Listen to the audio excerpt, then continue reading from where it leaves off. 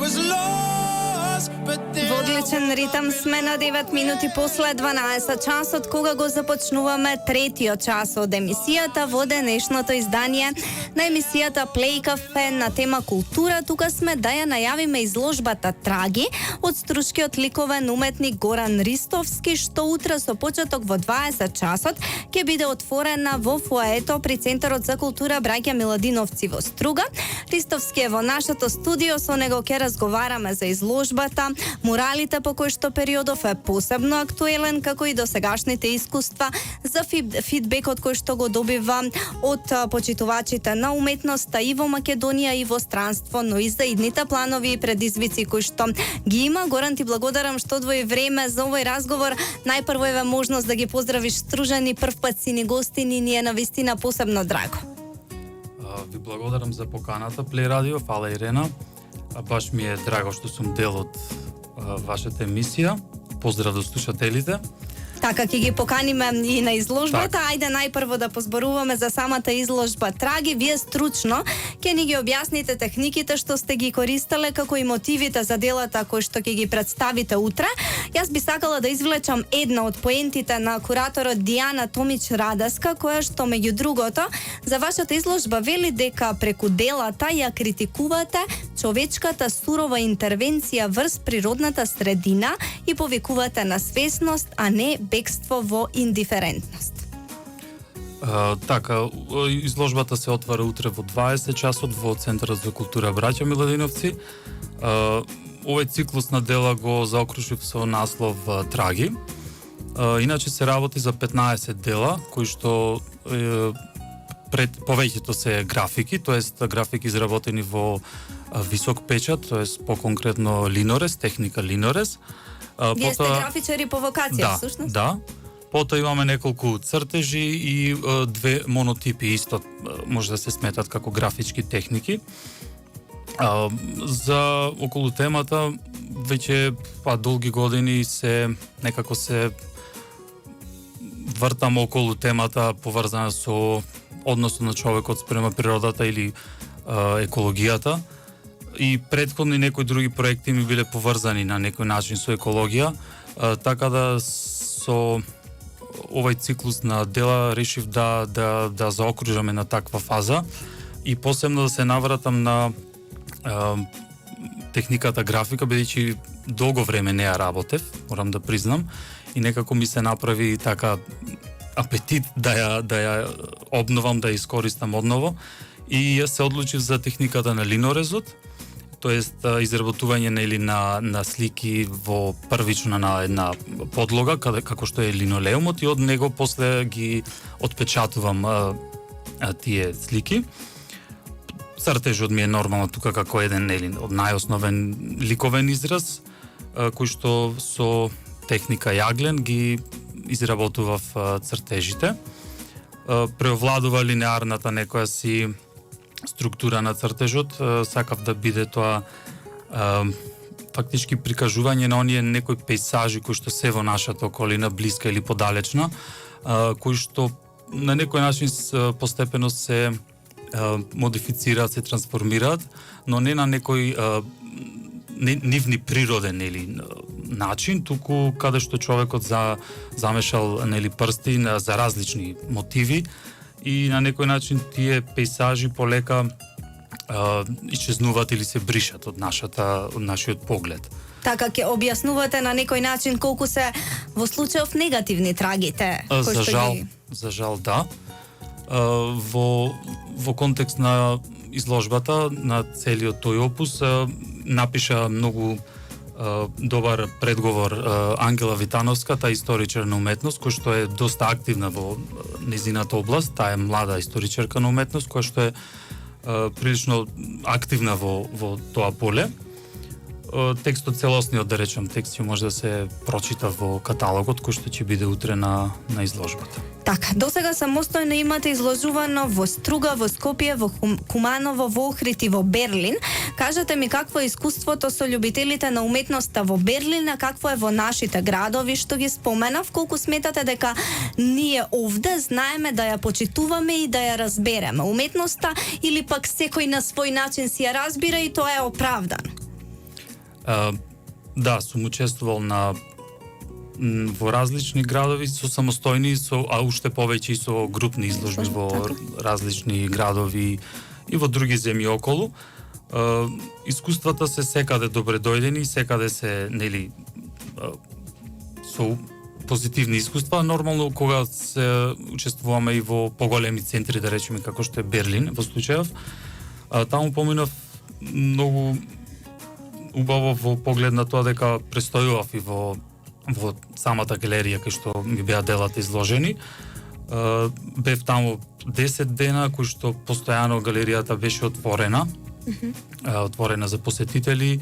Секојдневно доаѓа посетители, не само луѓе кои што се граѓани на Берлин, него и туристи, љубители на уметноста, кои што сакат да восприемат различни типови на уметности. Без разлика дали е тој некој голем уметник, познат или не толку познат, луѓето се желни, значи за уметност, и тоа ми е една од главната воочливост што има во големите градови, а во помалите нема. Кај нас обично луѓето сакат да одат на отварањето, нели, на официјално отварање на изложби или на било кои други културни настани, а после некако затајува тој интерес и некако спласнува таа енергија, за разлика од другиве центри. Ќе повторам дека тоа е некако континуирано трае. И многу беше интересно искуството дека имав тамо изложено така еден концепт со фотографии кои што ги имав прикажано наши објекти од блискава околина, простори кои што на некој начин биле наши ментални или физички мемории. И тие посетители така ги интересираше, значи која е позадината, приказната, што се тие објекти, зошто се прашува, така. Па така им ја доближував таа некоја приказна наша, да речем. Сега, пред да го започнеме разговоров, ми споменавте дека некако одговорност чувствувате најмногу пред својата домашна публика, да кажеме. Кои се очекувањата за утре? По очекувањата би сакал, нели, да посетителите да се што побројни. Не ми е толку битно само присуството, нели, колку да се биде дел од таа изложба, него да има некој да биде виден, туку некој да е заинтересиран. Така, и заинтересиран и нормално да продолжи тој интерес не само кон моето творештво, него и кон други, што повеќе има повеќе културни настани, тоа поубаво за општо за целата средина.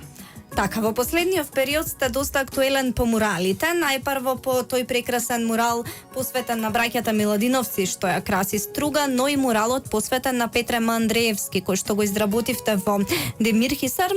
Што е за еден уметник од ваш калибар, што значат ваквите траги што ги оставате, а се посветени на ликови од вакво непроценливо значење како што се браќата Миладиновци и како што е Петре М. Андреевски?